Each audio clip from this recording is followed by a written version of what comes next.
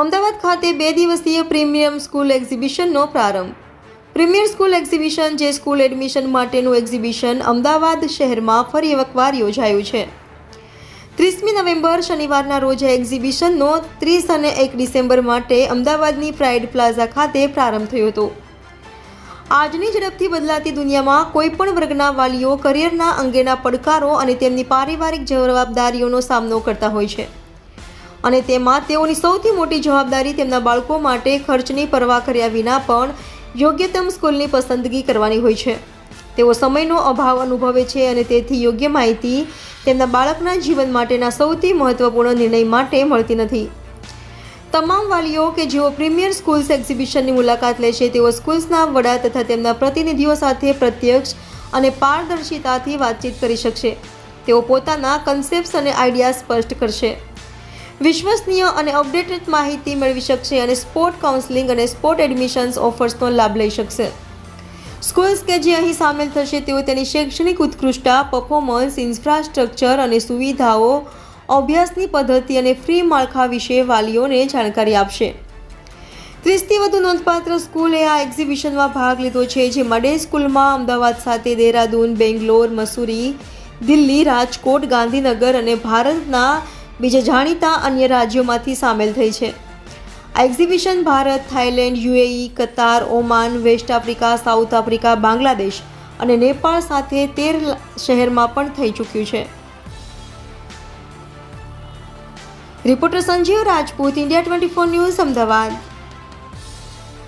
Sir, આપનો પરિચય આપો. આજે જે એક્ઝિબિશન કરવામાં આવ્યું છે તેના વિશે જણાવો. નમસ્કાર, મારું નામ જયદીપ ત્રિવેદી છે. અમે પ્રીમિયર સ્કૂલ્સ એક્ઝિબિશનનું આયોજન કરીએ છીએ છેલ્લા 19 વર્ષથી અમદાવાદ શહેરમાં. આ એક્ઝિબિશન અમદાવાદ સિવાય પણ બીજા 14 સિટીઝમાં ભારતમાં થાય છે. આ એક્ઝિબિશનનો ઉદ્દેશ એવો છે કે અહીંયા ભારતમાંથી જે ટોપ બોર્ડિંગ સ્કૂલ્સ છે અને જે ડે સ્કૂલ્સ છે અમદાવાદની, એ પણ આ એક્ઝિબિશનનો ભાગ છે. એટલે 30થી વધારે સ્કૂલ્સ એક જ જગ્યાએ પ્રીમિયર સ્કૂલ્સ એક્ઝિબિશનમાં પાર્ટિસિપેટ થાય છે. જે પેરેન્ટ્સ, જે વાલીઓને જે એમના બાળક માટે સારી સ્કૂલ શોધી રહ્યા હોય એમના માટે આ એક લાઇફલાઇન ઇવેન્ટ હોય છે. એમને એક જ જગ્યાએ આટલા બધા પ્લેટફોર્મ, આ એક જ પ્લેટફોર્મ પર આટલી બધી સ્કૂલ સાથે ડાયરેક્ટલી 1-to-1 ઇન્ટરેક્શન કરી શકે. સાથે સાથે સ્કૂલ્સની બધી જ માહિતી ટ્રાન્સપરન્ટલી એમને અહીંયાથી ઉપલબ્ધ થાય છે. સ્કૂલ્સના પ્રિન્સિપલ, સ્કૂલની એડમિશન ટીમ પોતે અહીંયા હાજર હોય છે 2 દિવસ. આ એક્ઝિબિશન 30 નવેમ્બર ને 1 ડિસેમ્બર એટલે આજે ને આવતીકાલે પ્રાઇડ પ્લાઝા હોટલમાં સવારે 11થી 7 એનો ટાઈમ છે. એ સમયમાં આયોજિત થઈ રહ્યું છે. તો હું આપની ચેનલના માધ્યમથી લોકોને, પેરેન્ટ્સને જાણ કરીશ કે એક્ઝિબિશનનો ચોક્કસથી લાભ લે. સાથે સાથે પેરેન્ટ્સના ઘણા બધા કન્ફ્યુઝન હોય છે કે કેમ્બ્રિજ બોર્ડ શું છે, આઈબી બોર્ડ શું છે, સીબીએસઈ બોર્ડ શું છે, રાઈટ, એમાં એડમિશનની પ્રોસેસ શું હોય છે અને એ ભવિષ્યમાં કઈ રીતે મદદરૂપ થશે, ફ્યુચર, રાઈટ. તો એના માટે પણ અમે પેરેન્ટિંગ સેશન્સનું આયોજન કરીએ છીએ. એમાં ઘણા બધા પેરેન્ટ્સ અમદાવાદને આસપાસના વિસ્તારોમાંથી આ એક્ઝિબિશન અટેન્ડ કરે છે અને સેમિનાર પણ અટેન્ડ કરે છે. તો મેક્સિમમ લોકો સુધી આ માહિતી પહોંચે અને મેક્સિમમ લોકો આનો લાભ લઈ શકે એવી અપેક્ષા. સર, કેટલી સ્કૂલો જોડાય છે અને આની અંદર અને એડમિશન માટેની જે પ્રોસેસ હોય છે એમાં એ લોકોમાં કેટલો એમનો બેનિફિટ મળે છે? 30 જેટલી સ્કૂલ જોડાય છે. લગભગ 12થી 13 અમદાવાદની સ્કૂલ્સ છે અને 18થી 20 બોર્ડિંગ સ્કૂલ્સ છે, જે દેશના અલગ અલગ શહેરોમાંથી, જેમ મસૂરી, દહેરાદૂન, હૈદરાબાદ, બેંગ્લોર, રાજસ્થાન, ઉદયપુર, બધા જગ્યાએથી આવેલી છે. તો આ બધી સ્કૂલ્સ છે જે ઘણી જૂની સ્કૂલ્સ છે, રાઈટ. એટલે છેલ્લા 30 વર્ષથી બોર્ડિંગ સ્કૂલ હોય, 50 વર્ષથી બોર્ડિંગ સ્કૂલ હોય, રાઈટ. એટલે અને ત્યાં ઘણા બાળકો ગુજરાતથી પણ ભણે છે ઘણી માત્રામાં, રાઈટ. એટલે આમનો ઉદ્દેશ્ય એ છે કે એ શહેરમાં આવે અને જે રાઈટ પેરેન્ટ્સ હોય, જે એમના બાળક માટે બોર્ડિંગ સ્કૂલ શોધી રહ્યા હોય કે ડે સ્કૂલ શોધી રહ્યા હોય, તેમની સાથે 1-to-1 ઇન્ટરેક્શન થાય.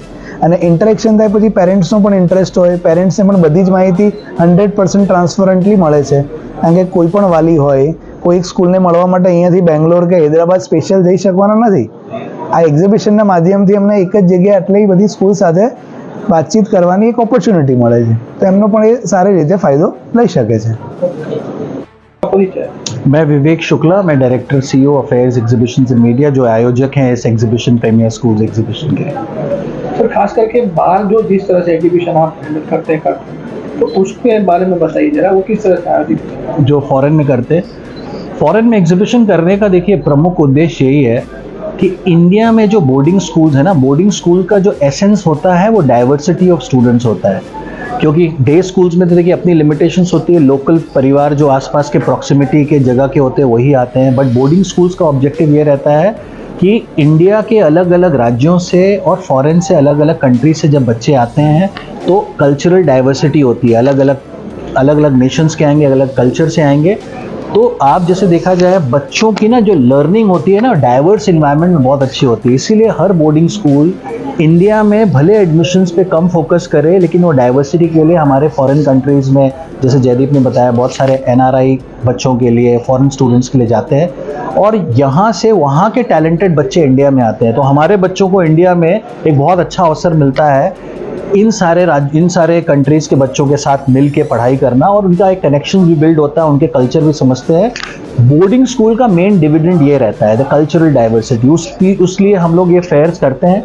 और देखिए सबसे अनोखी बात ये होती है, भारत में जब फॉरेनर पढ़ने आता है तो एक अलग खुशी मिलती है कि वो पुराने दिन याद आते हैं जब हमारे यहाँ नालंदा तक्षशिला में वर्ल्ड के सारे लोग एजुकेशन लेने आने थे। तो हमारा प्रयत्न हमेशा ये रहता है, लास्ट 16 सालों से हम एग्जीबिशन कर रहे हैं फॉरेन में, इंडियन एजुकेशन स्पेशली स्कूल्स को हम प्रमोट करते हैं फॉरेन कंट्री में, सो दैट हमारे यहाँ जो कल्चरल डिविडेंड है, जो हमारे यहाँ डाइवर्सिटी है, इसमें बहुत जो लैंग्वेज है इस चीज़ की, और हमारे यहाँ एकेडमिक रिगर्स का है, एकेडमिक्स का बहुत वैल्यू बाहर में है। तो बच्चे यहाँ पे डिसिप्लिन, एकेडमिक्स, कल्चरल, ये सब सारी चीज़ के लिए इंडिया में आना प्रेफर करते हैं। और ओवरऑल लास्ट पॉइंट हमेशा अट्रैक्टिव रहता है, इंडिया में एक अच्छी एजुकेशन काफ़ी अफोर्डेबल फीस में मिल जाती है। तो ये सबसे बड़ा बेनिफिट बहुत सारी कंट्रीज़ के बच्चों को मिलता है। इसी कारणवश से हम इंडिया को फॉरेन कंट्रीज़ में काफ़ी प्रमोट करते हैं जब एजुकेशन की बात आती है तो।